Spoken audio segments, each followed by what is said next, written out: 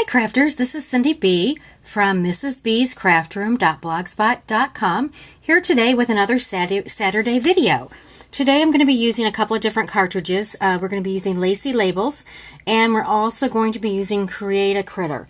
We're going to make a stand-up card today. I saw this in one of the make and take booths at CHA in Chicago last week and loved the technique of the card, so decided I could figure this out on the Gypsy, and I did. So let's see, using the Lacy Labels cartridge, we're going to be working with number 8 here on the keypad. We're going to be using the shadow feature to create the actual stand-up part of our card.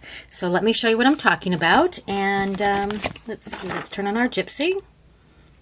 Oops. There we go.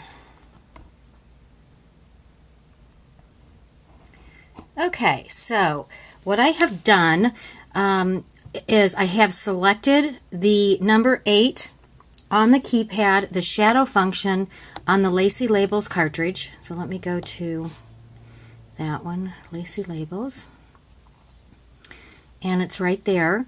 I've selected 2 of those, brought those back to the mat, and then I've sized them to be 5.25 by 4 inches each.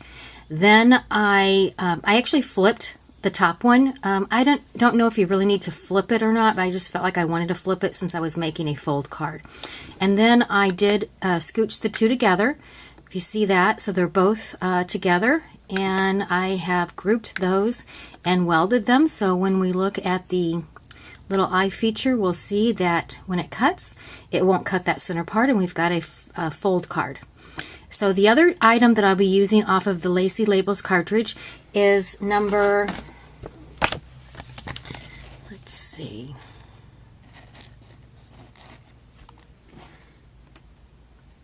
number 17 on here, and we also will be using the shadow feature of that, and that's just going to make the little base inside of the card. So what I've done is I have selected that on the Gypsy, and I selected the first one, and I've sized, oops, got to turn the little eye off, sized the first one at 3 by 3 and 11. And then what I did is I copied it, and then I took this other one and just kind of scooched it up, sized it up a little bit so that they would layer inside of each other. So the second shape ended up being 3.46 by 3.58. Now I'm going to start using the Create a Critter cartridge. So what I did is create a second layer, and on the second layer you'll see the cute little hippo. Let's see, from Create a Critter cartridge. Here he is. He's on the keypad. He's number 21, and we are using the shadow feature, the layer 1, and the layer 2, and the layer 3. So those are the features, the cuts that we'll be making. So back to the Gypsy.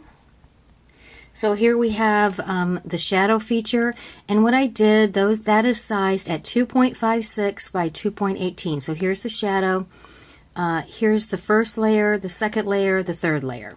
So let's go ahead and cut these out and see what this little card's going to look like. It's going to be so cute.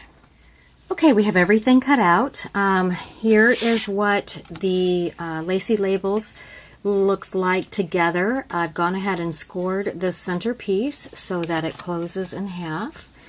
Here are the 2 other layers from Lacy Labels. I've cut this one in pink and the layer inside in white, so they layer nicely inside of one another.